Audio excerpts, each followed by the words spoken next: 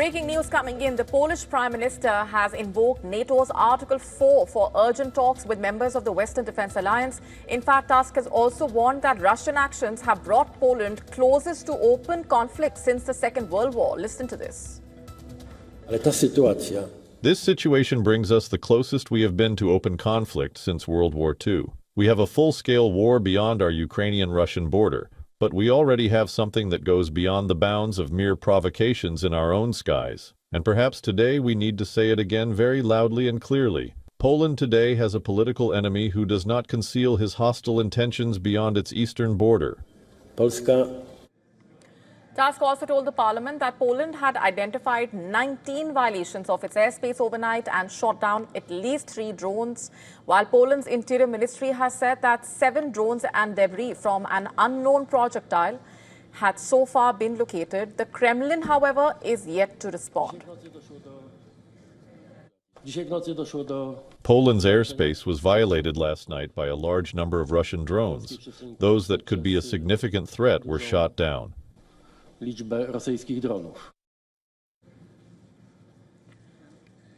The Dutch Prime Minister, meanwhile, said that its F-35 fighter jets provided support to Poland in shooting down the Russian drones, further saying that the violation of Polish airspace by Russia proved that Moscow poses a threat to European security.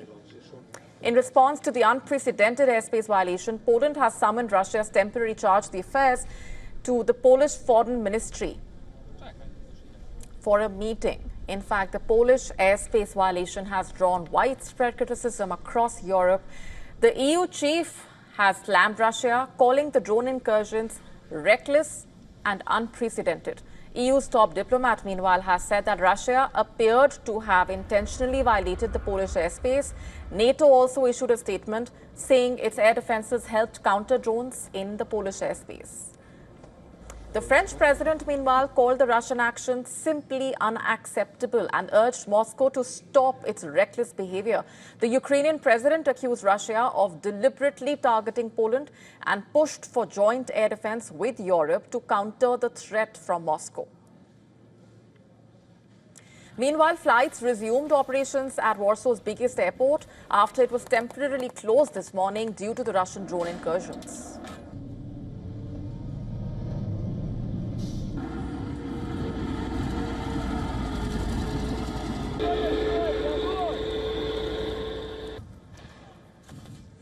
The tensions along NATO's eastern flank coming at a time when US President Donald Trump is trying to broker peace in Ukraine and bring the Russian president to the negotiating table. Amid all of these developments, the US Vice President, meanwhile, has said that economic cooperation with Russia is the path to end the war in Ukraine, and President Trump sees no need to isolate Russia economically.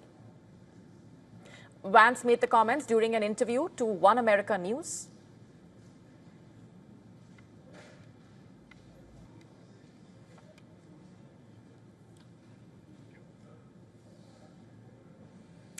And with us on the broadcast this minute is Dr. Shamleni, defense expert and director, European Resilience Initiative Center. Thanks very much for being here. I have to ask you first for your comments on what we're seeing playing out with the Polish Prime Minister saying that they are the closest to open conflict since the Second World War. Oh, well, it is, of course, the next step of escalation, which Russia goes very deliberately from one stage to another. It's a Russian way to Russia. Those countries Russia considers as enemies, and Russia considers Poland as an enemy and NATO in whole as an enemy. So Russia always tries to push further, while remaining each time under the limit when the enemy says, okay, now I strike back. And then Russia expands, disorienting the enemy, making the enemy feel uncomfortable, demoralizing their army, their population. And when it comes to full-scale attack, when Russia thinks, okay, the ground is prepared already. I think the reaction of the Polish Prime Minister, who said that is a provocation, we're close to the war, that is exactly what leads Russia to the next step. It was not a provocation. It was a military aggression act. It was testing the defense. It was preparing the full-scale invasion. And it is not that Poland is close to the war. It is that Russia is already in war against Poland and going deliberately from one step to another, like in the textbook. All right, so where do you see things headed from here onwards over the next, say, 24 to 48 hours? Also, where do you see Russia taking the next step?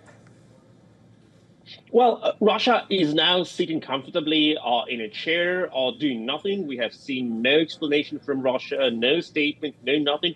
They just say, we have done what we wanted to do. Now we'll let you to disarm yourselves, to destroy yourself more. And that is what the Russians do. They let like some general from the Belarusian army, from a marionette army, to make some weird statements. But official Russia says nothing. Russian trolls are spreading some rumors that it were Ukrainian drones or they were not Russian drones, etc. So typical Russian psychological operation. So I think that the most important is what will be NATO's answer, Poland's answer in particular, and answer of European countries like Lithuania, Estonia, Germany, of course, and others. If the answer will be we are concerned, deeply concerned, gravely concerned. We ask Russia to stop, like President Macron said, it was like the most hilarious part. It's like saying a child molester, please, would you stop doing what you do? It's not good. We don't like it. So it's just like, it just makes Russia an impression. Yes, we are going right way. They're weak. They cannot fight back, and we will continue. But if Europe will raise the stakes dramatically and go into own escalation, controlled escalation, not following Russia's escalation way, but putting Russia into terms where Europe dictates what will be the next escalation step, like hitting some Russian military objects which were involved in the not directly providing Ukraine with long-range missiles which could hit Russian drones factories. That would be an answer Russia understands perfectly. All right, we're leaving it there for the moment. Thanks very much for joining us. Thank you so much. To stay up to speed with the latest news, download the WION app and subscribe to our YouTube channel.